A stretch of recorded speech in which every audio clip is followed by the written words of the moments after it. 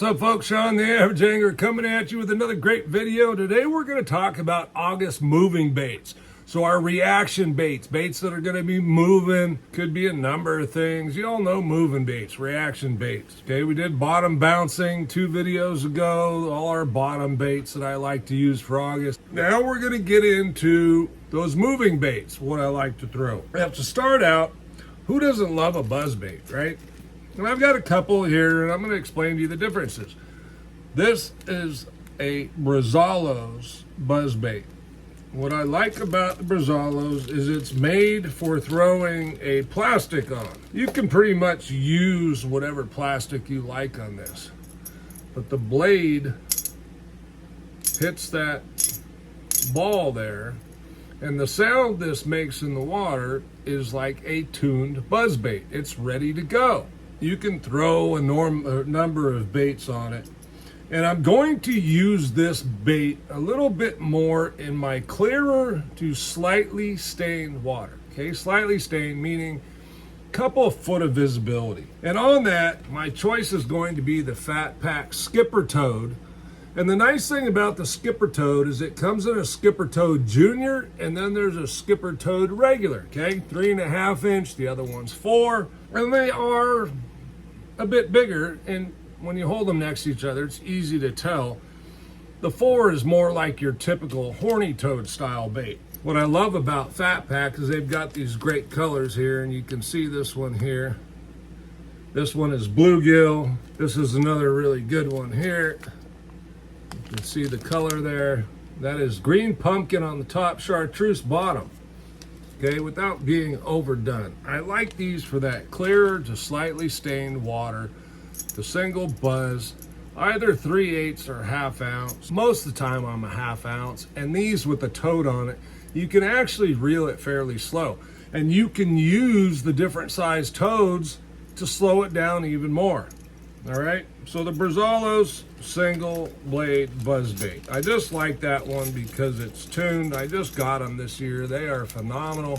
There's a lot of different ones out there, but that one I found runs the way it's supposed to run. If you're new to the channel, you like this kind of content, why not hit that subscribe button down there? Join the Average Angler community where we talk fishing all the time and baits and reviews and all that kind of stuff. All right, let's move on to our next buzz bait, and you all may have known this one was coming, is my double buzz. Okay, the Picasso Buzzsaw. Prices have gone up. I don't know what it is now. This pack is marked $9.99.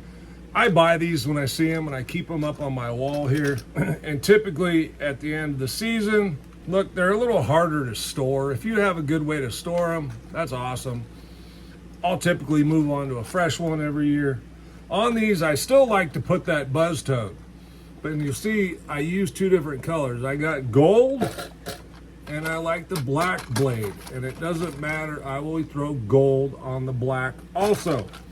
Some days they just want one blade more than the other. One's gonna have a lot of flash, one's gonna be more subtle, and they're gonna key more to that of the trailer. So buzz baits are a lot of fun. On a good day with a buzzbait, you can fish it all day long and get bit. Places I'm gonna look to throw those buzzbaits. Flats is a great area around grass. It's just reaching the top of the water. I also like bluff walls. Steeper bluff walls where you can get up close to the wall and fish parallel can be fantastic places to cover water throwing a buzzbait. And you're constantly in the strike zone that way. Okay, you can get on grass weed edges and throw them. Same thing, parallel the weed edges. Great way to cover a lot of water and be efficient because you're in prime territory all the cast.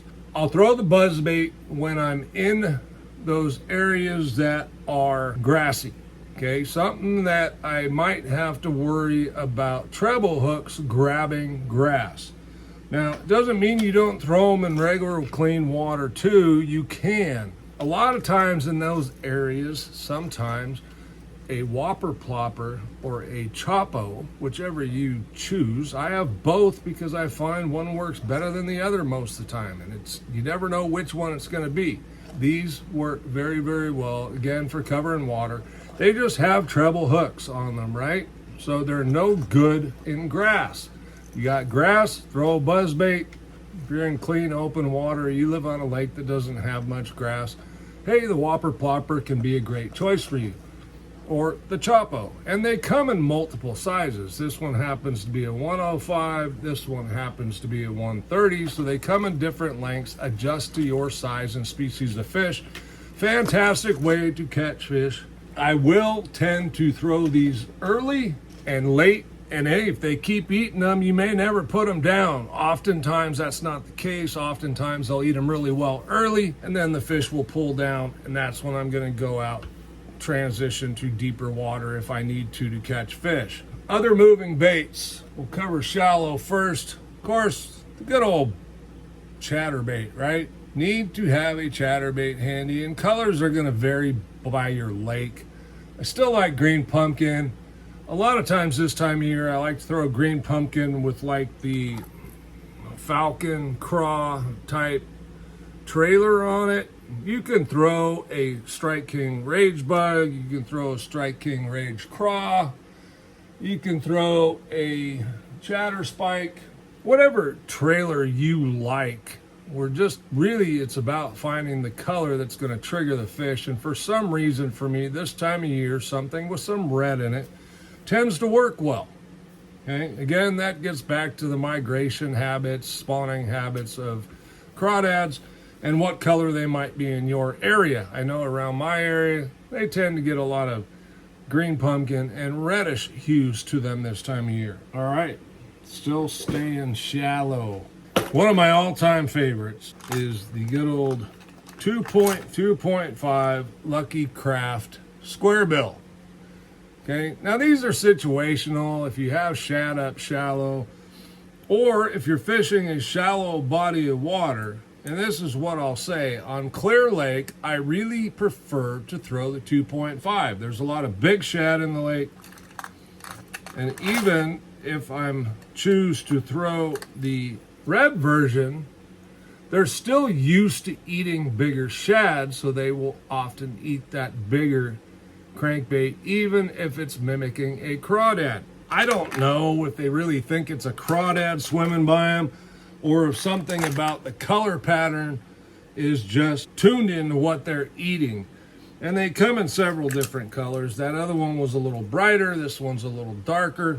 Lucky Craft 2.5 is one of my all-time favorites. And when you get on a good square bill bite, look, it can last an hour. Again, it can last all day. Summer fish are really kind of all over the place, depending on what their forage is doing. And if you get around a school, and really this time of year, we want to find schools of fish. There's another one of my chatterbaits there. That happens to be a first-gen copperhead, and that is in the bright red. Very popular on the Delta. This is their mini version, the Evergreen Showerblow. And this is the thing about treble hooks in a box, right? It catches everything. These typically are going to work early and late, okay? Showerblow, great walking bait, also spits because it's got the cup mouth. We all know about the Showerblow. It's a fantastic bait.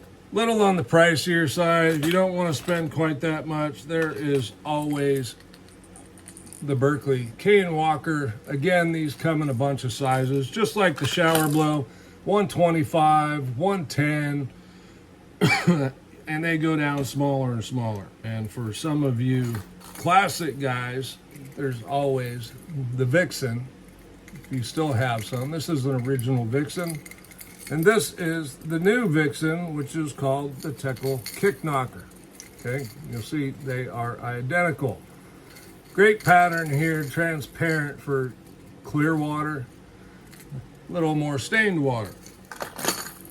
Now, I say that, and that's how I'm going to originally start out. Doesn't mean that's always what the fish want. Sometimes we need to adjust and try something different. If it's more of a finesse day, the Giant Dog X can be phenomenal. This bait works really, really well when the fish want something subtle, okay? It's quieter, its movement in the water is much more subtle. Great bait. They're a little pricier. If you're not a guy that wants to be a tackle connoisseur and spend the big bucks on these baits, because 20 some odd dollars a bait and then you fill a box up, it gets expensive. I'm not saying you need to do that, you don't. The good old Zara Spook has always caught fish. It still catches fish. I highly recommend them. I like to get off onto other things that aren't quite as popular or not everybody's throwing. Of course, nowadays around my area, a lot of people will buy those more expensive baits. The cane walker fits the bill for me to be a little something that not everybody's throwing. Next, we're going to go deeper. Now, deeper is going to depend on your body of water. It's going to depend on how deep the fish are as far as a bait to throw. Generally at Clear Lake, I am going to start in that 14, 16 foot range. In that case, and really all the way up to 20, I'm going to go with a Strike King. This happens to be a 6XD. You can use a 5XD.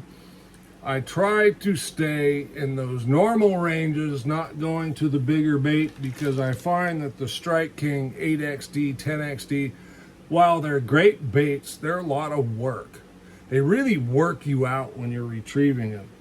These regular size Strike King baits are a little easier to get down to depth. Not as easy as some of the other ones we're going to go over, but they won't kill you. This rod happens to be, and I know it's going to be upside down, but I don't have room to flip it the other way. That's an iRod 763cc. It's a 7.6 medium heavy. On the rod it says 3/8 to 3/4.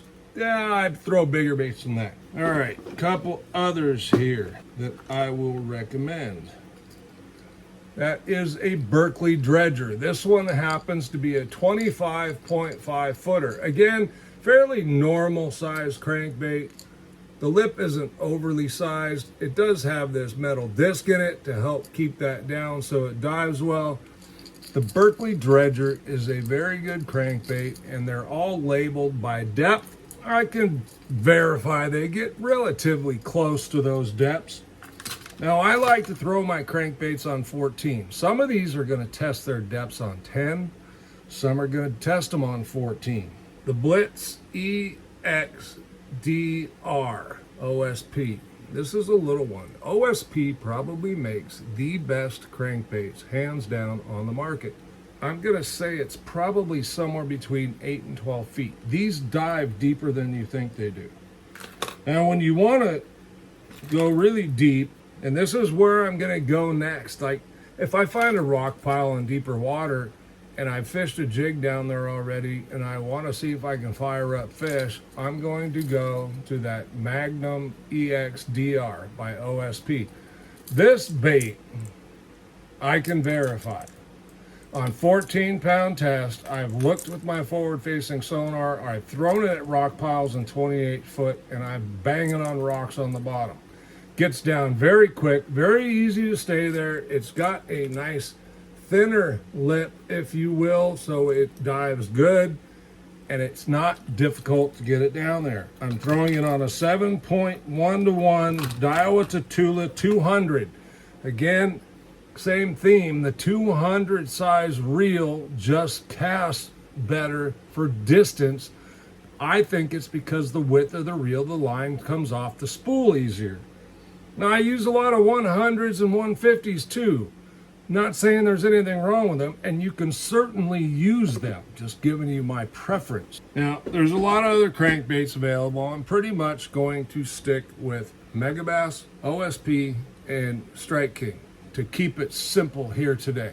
Those are the ones that I recommend. There is this beast if you really want to get into something out there, and we're still talking deep crankbaits. This baby will dive to over 40 feet. This is a DRT Police. This color happens to be Queen. I think it's a great all-around shad pattern color. This you cannot throw on that 763, which would work for so many of those other baits we've talked about. This I throw on my glide bait rod, on one of my glide bait rods. Okay, if I remember right, they weigh about 3 ounces. They are more work to get down. but with that lip on them, they want to dive. Okay, and they're gonna die. Okay, a couple other moving baits, just for the sake of giving you some things and putting it in your mind. Don't forget it. If you have forward-facing sonar, if you don't, if you're a bank fisherman, the rip bait often gets put away in the summertime. If those fish are up higher in the column and looking for bait, that's a great bait to be throwing. Almost forgot the underspin. Okay, this happens to be a Dirty Jigs underspin. I'm not all that about. I like cool baits. I like the Dirty Jigs one. The nice thing about the Dirty Jigs, and there's others on the market that have the wire that drops down further, so if you have a low belly bait that you're putting on there, you can still get that blade to spin so it's not hitting the belly. You can use a Mayer, you can use a Kitech, you can use the Phat pack baits. Depending on where I'm at, I might go bigger here. I might go up to a 6-inch swim bait on that underspin. If I'm fishing a lake that has bigger bait fish and those fish are tuned in to eating bigger baits, a 6-inch soft plastic swim bait is not too much for them to eat. Again, if you guys made it this long, you really should be subscribers, and I'd appreciate it. I thank you for watching. Thanks for taking time out of your day to spend a little time with me. I hope this helps your August fishing. Have a great one. We'll see you soon. I'm Sean the Average Angler. See you on the next one.